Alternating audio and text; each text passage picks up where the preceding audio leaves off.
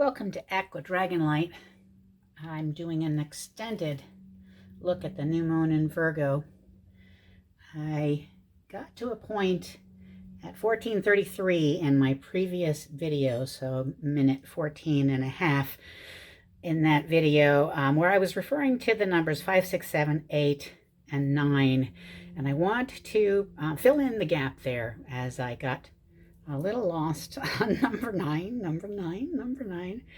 and never made my point. And it's an important point. So we're going to try to do that quickly today. Because today we are still in the new moon energy. The light starts to return. And this is a very important actual manifestation level up point in the new moon process. When it is dark, it's a good time to think about and set your desires and wishes, and as the light returns, it's a good time, the best time to really release them and embrace them and manifest. So we're going to try to fill in the 5, 6, 7, 8, and before we do that, we're going to bring in Spirit and ask for All Mother and Grandfather Spirit and other bright beings and angels and guardians to join us. Light a little sage on the fly here.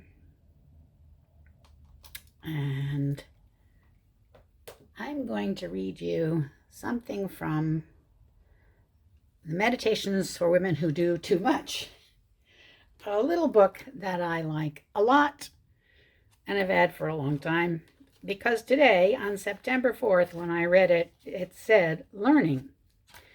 Patterns of the past echo in the present and resound through the future, by Dhyani Wahu.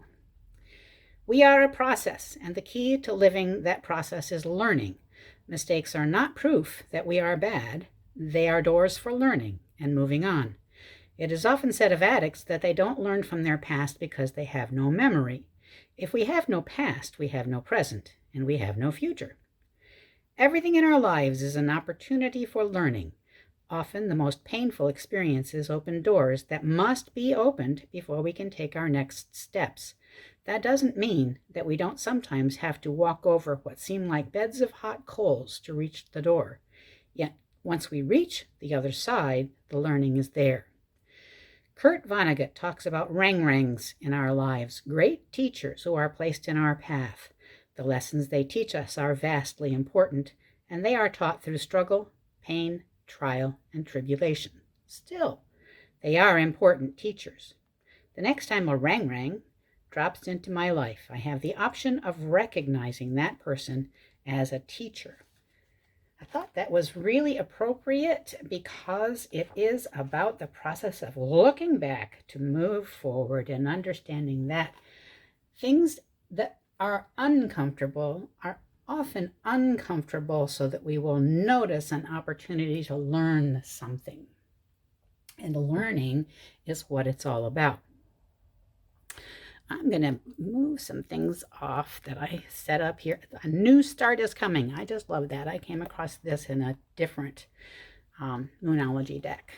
This you can see by the backs of them. They have beautiful cards. See by the backs that they're different decks, but they each had a card about the new moon, and this was the one that I had in the reading yesterday. I think it was yesterday. No, the day before. I don't know. Anyway, whatever. The one that is new moon in Virgo. And this one, I love that a new start is coming as it shows the light just starting to come. Very appropriate. These are the cards that we looked at in the previous reading and connected to in that reading. And I recommend that if you haven't seen that reading, you go back and look at that reading. Just stop this one and then go back and look at that one called A New Moon in Virgo. It actually says, write this down, A New Moon in Virgo. Just very recently posted. And then come back and watch this, because if you don't, you're going to miss out on a lot of stuff. One of the things that I did want to say in reference to these cards has to do with the Three of Swords. And in this particular deck, which is a very 1950s oriented sort of the Life of a Woman deck. It's a cake with a lot of different cake servers cutting through it.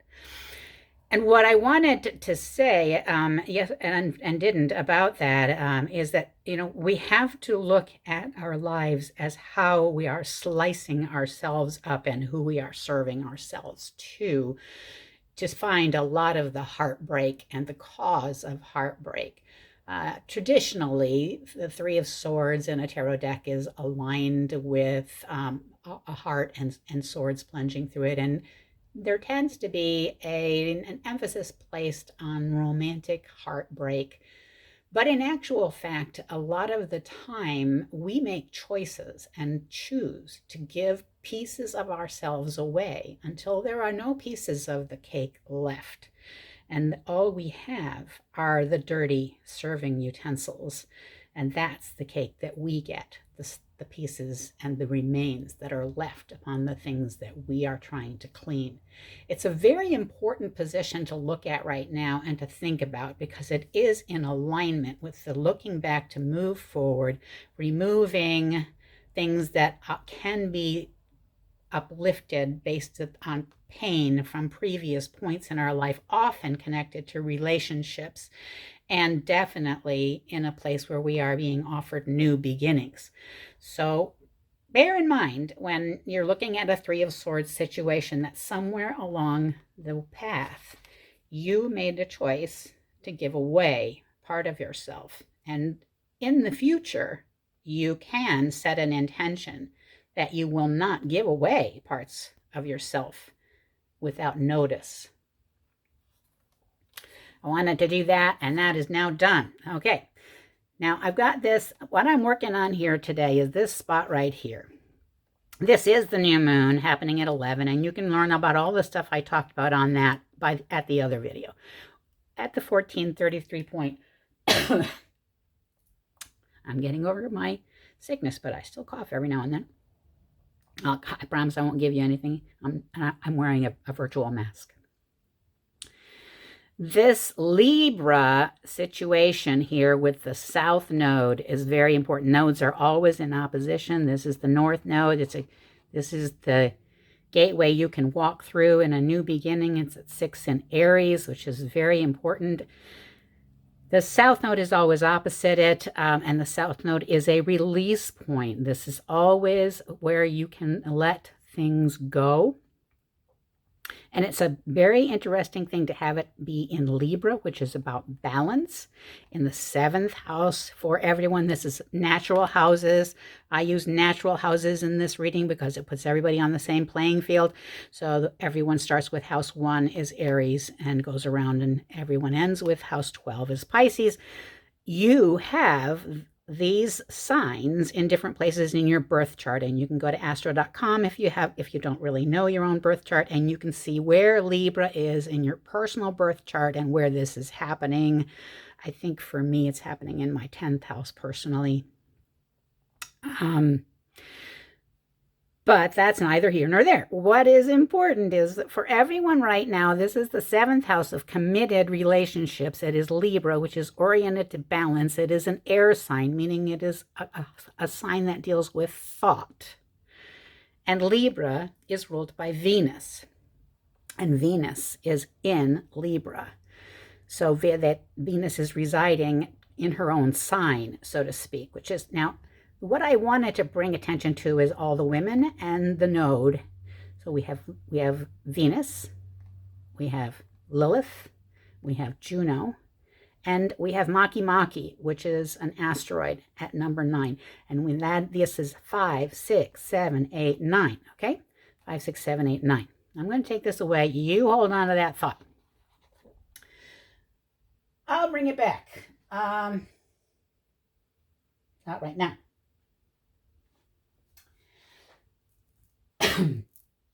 So, the Fool, I've set this out this way because yesterday I showed you the bottom of the deck, and I just set this out so that we could have this here as the bottom of the deck from yesterday was the 5 of Wands. And underneath that was the world. It was interesting that when I went through that again, justice was underneath the world, and I actually speak to justice in a minute. So I'm going to slip that out. And then I just thought it was really pretty to look at the moon and the star here, because this deck is just so fun. The star is pie with all these clothes around in the moon. Look, the little sheep, perfect sleep, and her Ponce cold cream. It's a really fun deck. The Housewives Tarot is a fun deck, but not getting too far off track here. I'm going to leave justice out, and we'll set that Five of Wands out just so I remember in case I need it. But I wanted the Hermit and I wanted the Fool. So this is all about the Fool's journey. Now, the Fool's journey in tarot is not astrology, but the Fool's astrology and tarot are two different ways of looking at processes that help you understand what is going on and how to better make choices and explore options in your life, as is numerology and some other things. However, we're going to stick with what I intended to do today as much as I can. The Fool's journey from zero, the Fool starts out and is very naive and encounters the Magician, and that's an evolution point. The Fool wants something enough to become aware of things he can use to create change. Cup, Pentacles, Sword, Wands are emotions and beliefs and things, stuff that he can carry, thoughts that he has, and effort he can make. And he steps into the mindset of mindfully and magically creating his desires. Well, then he encounters the Priestess, and High Priestess helps him explore metaphysical things and intuition and esoteric knowledge and divine wisdom, and teaches him that not everything which is real can be seen. And after that, he has to deal with his memories of his mother and his father and who he is in order to mature. And the Empress comes to reassure him when he's questioning his past in that way, and guides him into accessing his deep connection with the earth, and demonstrates how the natural fertility within him and in everything creates nurturing abilities within everyone. And then there is abundance, which is available for all. And the Emperor, number 4, comes in with ego and paternal energy, and that has to be kind of explored and cleared up. But he brings instruction on the importance of creating rules and regulations. This is how it must be done. And he teaches, in essence, that you set boundaries. And that is an important lesson that isn't often learned. For easily setting boundaries, more easily, I think, for men because of the way men are raised. But this is how you play football, and this is what you got to do. So it's a good example of what the Emperor says. It reminds the Fool that traditions and structures stand the test of time, foster grounding and maturity so that you can explore new levels in life on a basis of structures that you have defined. Okay, that's fine. That's 4. We're up to 4. But 5, 6, 7, 8. All right. Almost everyone is familiar with the basic verbal cue used in choreography, teaching and learning a new set of dance steps. And 5, 6, 7, 8 from movies, if nothing else, that you've learned that this is a specific tempo key. It means a new pattern. Get ready. A new set is starting. A new pattern is being learned. Something new steps. Something new that you have to practice, that you're rehearsing. I find that fascinating that we got that 5, 6, 7, 8 cue in this area of balance with this very feminine energy surrounding a release point, and then maki at the 9. It's not unusual to see things in alignment, but having things come into alignment this is called a stellium, but having a stellium perfectly have one item at each number in an area of balance is sort of metronomically perfect, especially when it sits right next to an 1111. I found that to be very powerful and very interesting, and I really wanted to address that. So I pulled the cards for 5, 6, 7, 8 so that we could look at them and talk about what they mean and what comes next. And here is the 9. Oh, we have to fix the little transforming butterfly here so it sits right. Okay. So 5, the Hierophant. The Hierophant is a profound teacher encountered by the Fool after he has been through the things that I spoke of, the magician and the high priestess, the empress, the emperor, maternal, paternal, this is how you do stuff, rules and nurturing and all that. He has come to a point where he's ready to learn from people that are teachers he has chosen or that are brought to him by the universe. It is a different experience for him. And these teachers, like the Rang-Rangs, come to him. When the student is ready, the teacher appears. So the Hierophant is the first teacher that the Fool experiences. And it's a mentor, a person who has gone before him on the journey and now teaches about more structured ways of experiencing spirituality, however that mentor perceives that to be. It's sort of like Chiron. Chiron is the wounded healer. It's the same sort of thing. This is somebody, each time the Fool encounters a Hierophant, it will be somebody who has their own belief system they have refined, that they learned through experience that was not generally comfortable, and are teaching that. They're trying to give that to other people to share. They're hoping to move it along as a river, as part of a flow. And the Fool explores external cultures, societies, and religions, and his sense of spiritual identity is shaped by these mentors and other people that they know, beliefs that are not their own, different kinds, and his own experiences with them. It's a very important thing to recognize that everything in your life, everyone important to you, has been a Hierophant. Remember, the Fool goes through life many times. We all go through life as the Fool many times. So we all are in process in somewhere along this place many times, many Hierophants, and then many lovers. 6.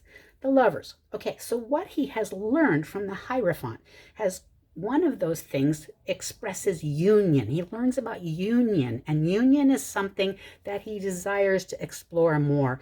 And so he connects with partner or partners and share people that he can share with, someone he can share deeply with. He has a need to explore the concept of union and connection that goes beyond a physical and encompasses all levels, and therefore he creates and maintains a union of love. And this is how the Fool learns to cooperate and find balance between his own masculine and feminine energies by creating a union and exploring union with a partner or partners. And it's a 6, and the 6 is 2 3s, and 3s is giving pieces of yourself away out of love. I find that very interesting. These things are important. We get to I love the cars. I mean, you just can't, see the USA in your Chevrolet and then end up with a station wagon and the kids. Campbell's soup. The Chariot. All right, so now he's explored union, and he's got someone, and he's moved on, and now I love the station wagon because I always think of, okay, now the kids arrive. But the Chariot is, for me, an image of moving fast. Life begins moving faster. You can go picnic by the river with the lover in the lover's card. You can dally in bed all day and have bagels and cream cheese and champagne. But when the station wagon arrives, life is getting faster and you're in the supermarket. The Fool is moving fast now. He finds himself pulled in 2 directions a lot. Okay, think of kids and union. Think of all the different changes. But in the Chariot, in the tarot, traditionally, there's a white horse and a black horse, and there's always opposition. The Fool must learn to manage the opposing forces. After union, he has to learn to manage opposing forces. Pulled in 2 directions, trying to master both at once, willpower and ambition. So I have to do this and I want to do that, as well as empathy and nurturing. I need to understand. I need to be present more. It's 2 directions, 2 horses, two chariots. Really, comes down to a duality, union duality. He has learned to be successful, but can he control himself from dominating everything around him and everybody around him in order to keep and acquire the success he desires? He strives to combine drives that are in opposition with the chariot. And it's a constant tug of war. Strength.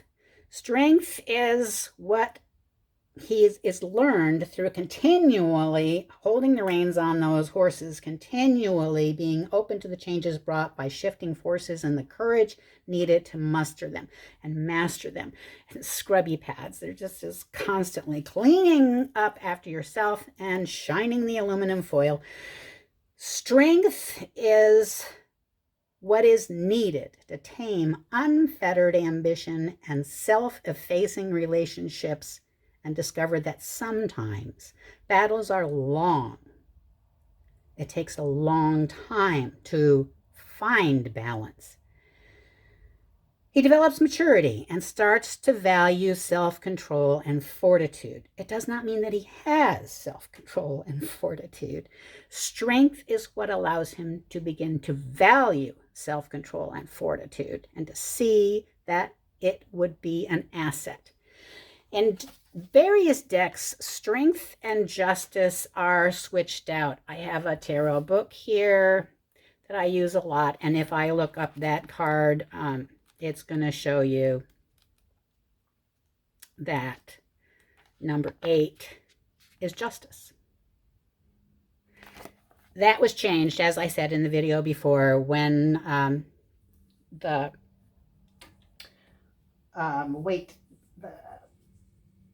Waite-Smith tarot was developed, the basic tarot that became the gold standard for tarot in like 1910. And the artist in that deck, by the way, is a beautiful. Her story, it isn't often told.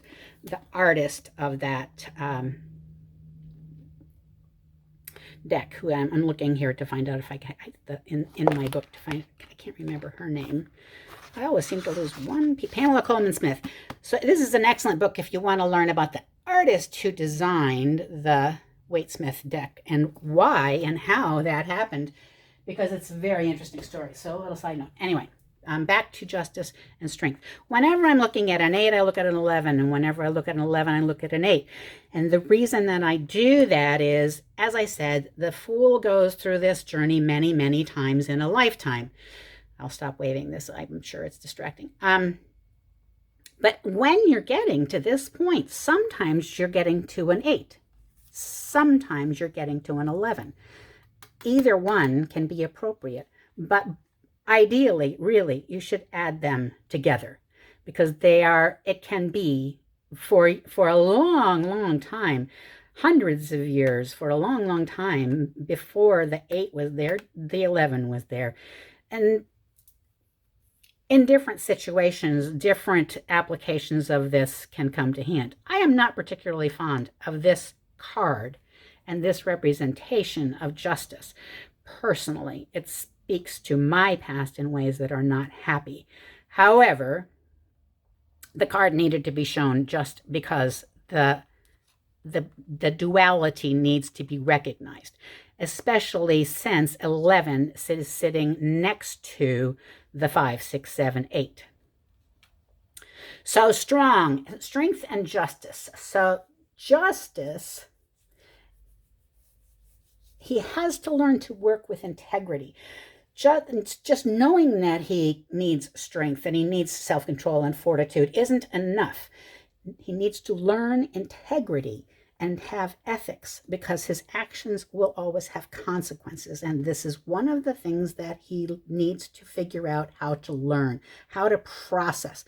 He has the opportunity to use justice to bring balance into himself, situations he encounters, resolutions to conflicts, legal matters, different things, even partnership situations. And he has to understand that there is always a return, a consequence, a balancing factor, karma, divine retribution, however you want to look at it. Nothing comes without a price, and there is cause and effect. And that's something he has to learn. And he has to learn it in different situations in different ways. Sometimes he learns it through strength, and sometimes he learns it through the application of justice. Things happen to him. If he has the effect of justice, which is very teaching. It's a teaching moment when justice smacks you in the butt. And we get to number 9. So back to my chart. The reason this is important, Venus at number 5 is Venus. So this is the Hierophant who is a mentor.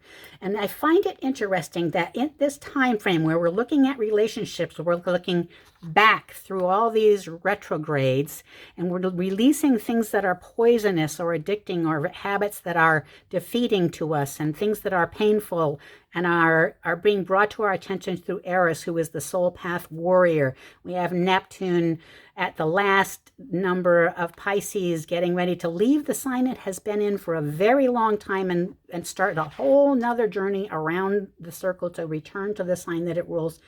All of these things, Saturn sitting with the manifestation point, and Venus is in the point of being the Hierophant, being the mentor. 5, Venus. Okay.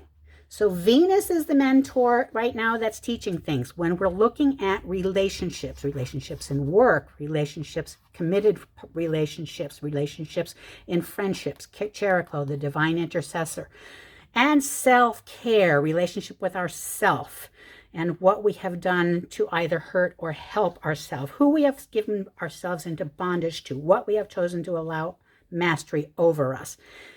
Venus is at 5, the mentor. Love, who rules Libra, is trying to teach us something. 6 is coming in, the Lovers is coming in as the South Node. We're going to set that aside for a moment and come back to it. 7 is coming in as the Chariot, okay? The Chariot is where we are moving fast and trying to figure out being pulled in 2 directions. That's Lilith. 7 is Lilith, and Lilith is it's another female and a very different one from Venus. Venus is a much simpler energy, basically about romantic love, the beautiful, kind of think of Athena, is it Athena? The golden apple, and being the magnetic point in a chart where everyone wants to be around that moment in time where Venus is in action. It feels wonderful to be around Venus. It doesn't feel so good to be around Lilith. Lilith is the power, the place of femininity that has been rejected, has been turned away, has been said, no, you cannot be on the top during sex. That's just not right. You have to be on the bottom. Your pleasure isn't anywhere near as important as mine. You should shut up. I'm talking now.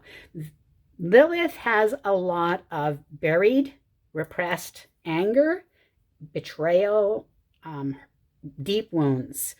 And so when Lilith is sitting at 7, the same number here where we have habits and addictions and nurturing coming together and with this just stopped its retrograde. It's now leaving this one alone. It's been talking to it for a long time, looking back, and just at that moment in time when I did the other video, literally it turned away and from the retrograde position and said, okay, I'm going direct again now. I'm moving forward. You have to make your decision on what you're going to do. And Pluto moved into the same house at that exact minute too, as if to say, okay, I'm going to bring you some power while you do that. 7, Lilith. These girls here with their soup and their station wagon, they didn't necessarily want to give up the point of being in union as part of a lover's moment in time, but this is what they have to look at. They have to look at the choices they made. It comes back to the South Node, and I'll get back to that in a minute. At 8, we have justice and strength together. It's at 8, but we always have that 11 behind it. And 8 is another female asteroid that is Juno. Juno is the divine feminine energy. The thing about Juno is Juno sets boundaries. Juno is the one that is saying this is a relationship. This is an important relationship, as opposed to a union. This is an important relationship. Juno is the part of femininity that says how much sharing is appropriate and should I hold back, or should I completely open my heart? Juno has a lot of divine protection and authority and control over intimacy in general. It is at a divine level. So you're looking at 3 different aspects of what it is to be a woman right here. Venus, Lilith, and Juno. Sort of like very physical and lovely and beautiful. Also rules Taurus, so it's got the better things in life. Lilith, left out, shoved out, pushed away, stepped on, refused. Juno raises above, divinely feminine, sees femininity as an absolute perfection, the nurturing point of everything. All of these things, they're like the levels of being, the one part of existence and another part of existence and a higher part of existence. They're 5, 6, 5, 7, and 8 surrounding this 6 south node. Okay, the south node, lovers. South node. The nodes themselves are not asteroids or planets. They are mathematical points, and they show where your evolution opportunities are. They travel around the chart in the opposite direction of planets and asteroids. Nodes move this way. Planets and asteroids move that way, which means nodes cross planets. And so you can have squares to nodes and trines to nodes.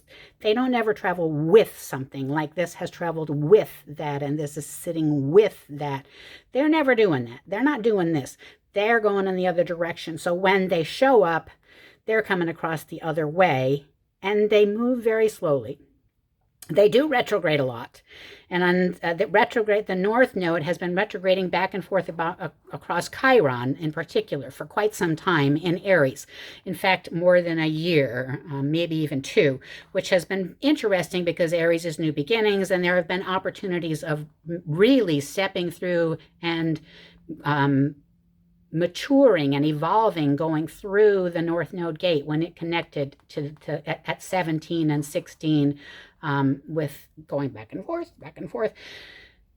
Previous to this, we are at an evolution point right now because so much has already been happening since 2021, which was a 5-year. We are in an 8-year right now. 2024 is an 8-year. If you add up the numbers, 224. 2021 was a 5-year. If you want something that's fun to do, you can Google the most significant things, 10 most significant things in 2021. You're going to get the Biden administration stepping into office as one of those things. But right now, September is an 8, and 2024 is an 8.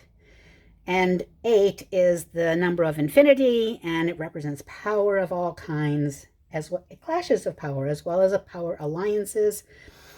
The old adage of money equals power is the immature level, and is one of the causes of the most destructive force on earth, in my opinion, which is greed. But it is also, 8 is in the infinity. It's the opportunity for growth, infinite levels of growth, infinite kinds of understanding, and Juno is involved in that. The South Node is a place of release. It's called the open cup. And when you have a connection to the South Node, you have a moment that the universe has given you where you can literally just ask for things to be released. And the reason it's important that it's connected to Cheroklo over here is it's a divine intercession moment in an 11, a divine intercession moment with 2 sevens, a 14. That is a trine, the easiest flow of energy over here in another air sign from Aquarius, the humanitarian sign, to here, to this south node at the 6, which is the lovers, so the energy of union, where you can say, I want to release at the same time as you're saying, I want to manifest. And that is what is so important.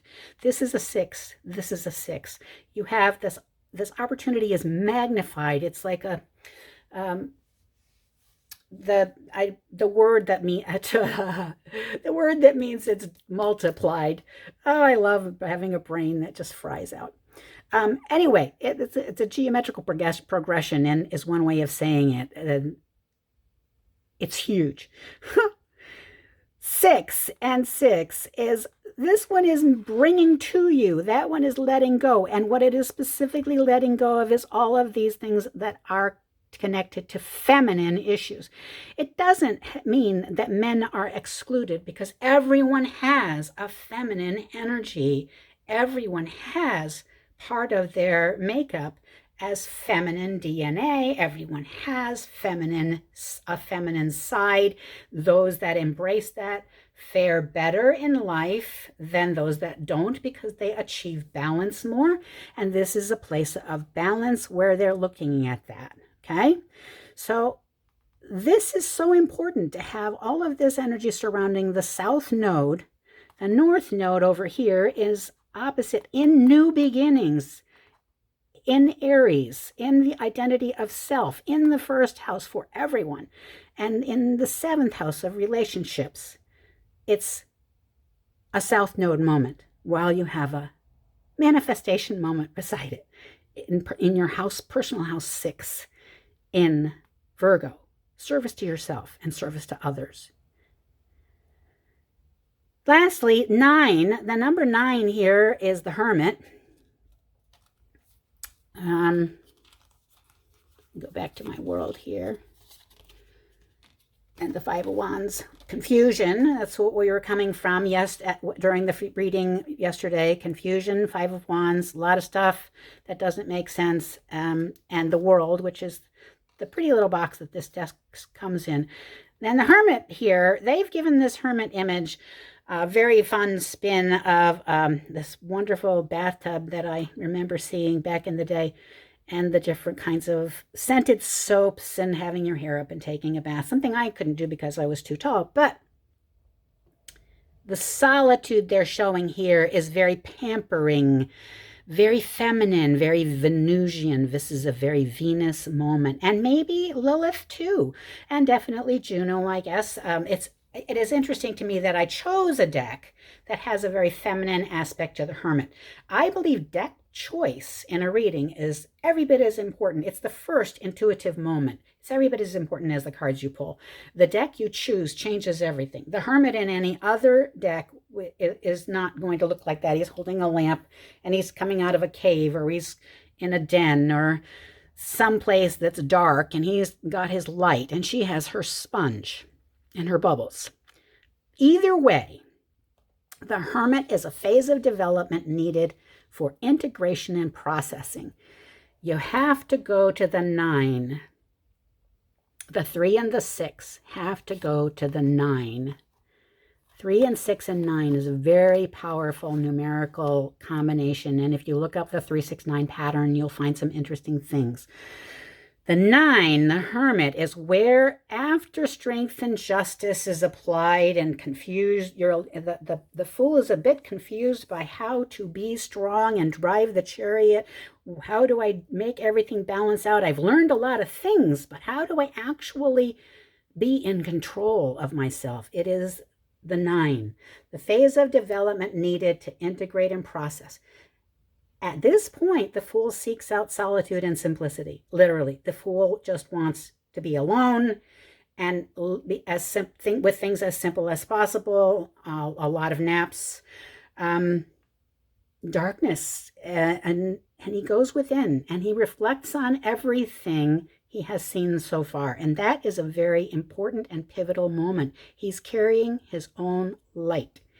He experiences isolation there in a way he never has, and enters the liminal space of the truth seeker. He's now seeking what the deeper truths are. And it's his Chiron moment. It's his time of being the person who has been wounded and now is learning to be a healer and find something that he can teach. Diogenes, carrying the lantern, seeking an honest man. He becomes Diogenes, carrying that lantern and seeking someone willing to learn. He begins to understand that everything connects to everything and is divinely planned by the universe, and he holds his light for whoever can come and find it. The 9 here is Maki Maki, and Maki Maki is associated with the wisdom of the natural world. Maki Maki is an asteroid. And Maki Maki is one of the very powerful, change-oriented asteroids.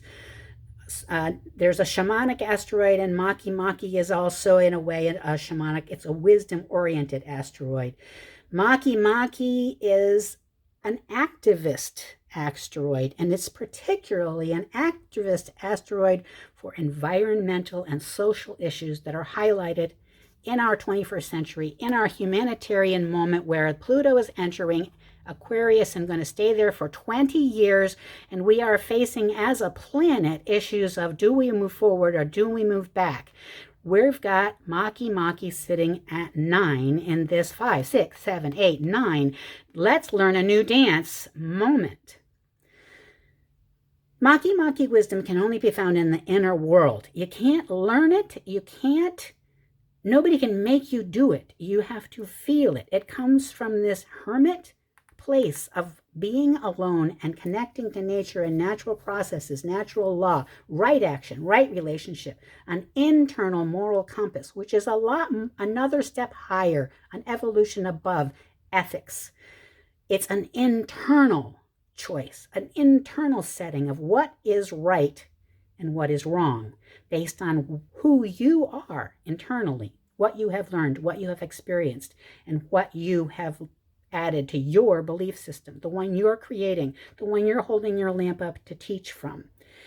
And it creates an activist stance that furthers the culture's evolution. Each and every person doing that, finding their lamp, teaching their truth, that connects to the natural planet, the natural order, the natural process, right actions, and to others as allies with others in that process, adds to the evolution, the whole evolution of the culture and the evolution of the human species. And where he is found in the chart, there can also be found earth wisdom and the capacity for spiritual renewal. And right now, that is sitting at number 9 in Libra, balance in committed partnerships in the 7th house. In a deck of my goddess deck, Mau, is the Mother Earth card. You are called upon to help with environmentalism.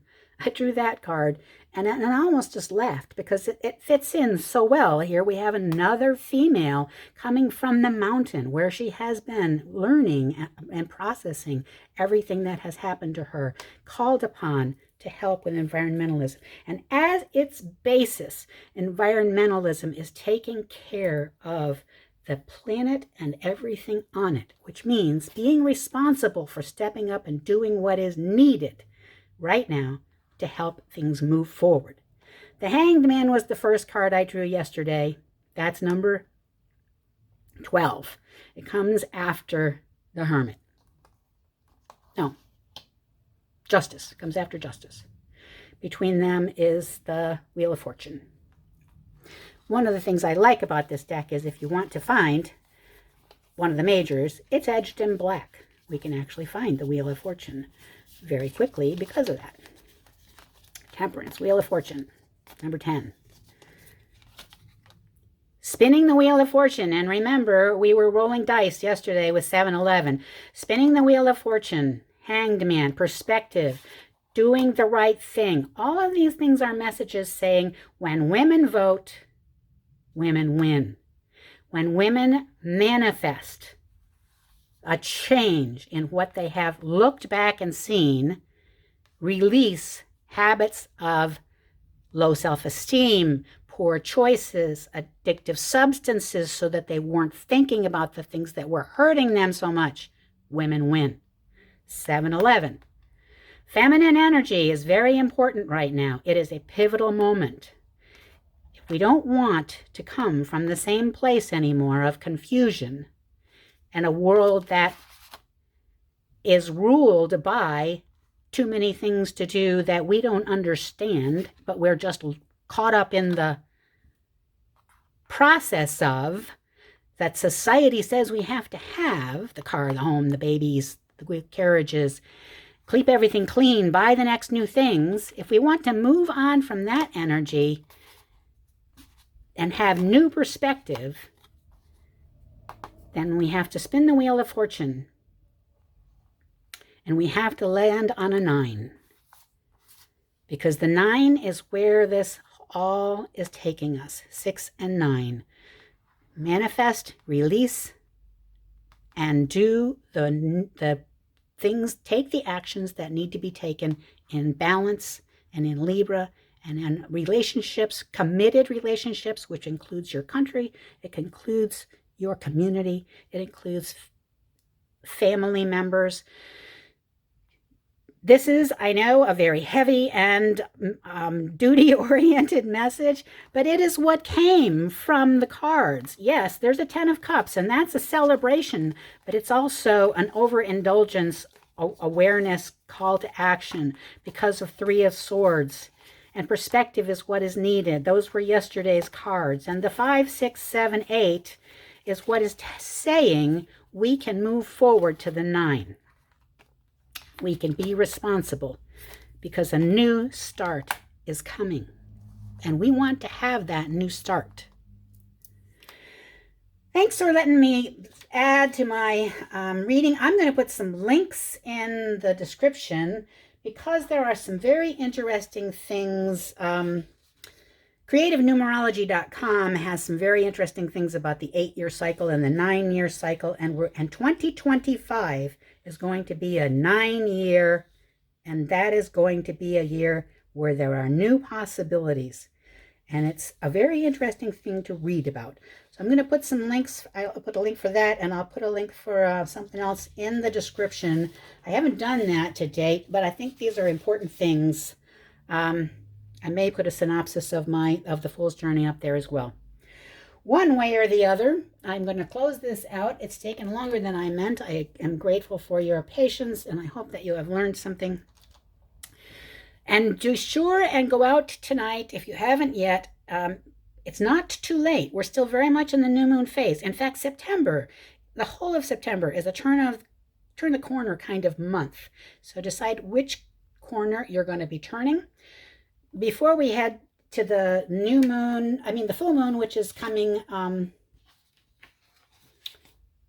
in 2 weeks in Pisces with an eclipse, just because, we haven't got enough drama right now, but also because that's going to empower what you manifest right now. It's going to give you the opportunity to be even stronger in what you're moving forward, your choices that you're making. Before we get to there, make sure you get out tonight as the light starts to return from this new moon and make your manifestation statements. They are in the previous video. You can go and find them there. I am going to read you something very brief here.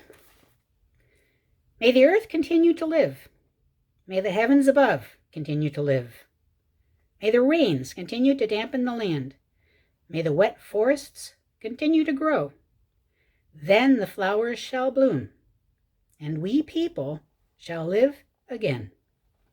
That is a Hawaiian prayer. we are going to thank Spirit for joining us. Thank you, Mother Earth, Mother Gaia, Universal Mother, Grandfather Spirit, all the guides, guardians, bright ones, and angels for joining us here today. Thank you for joining me. I release you, I release them, and we are done.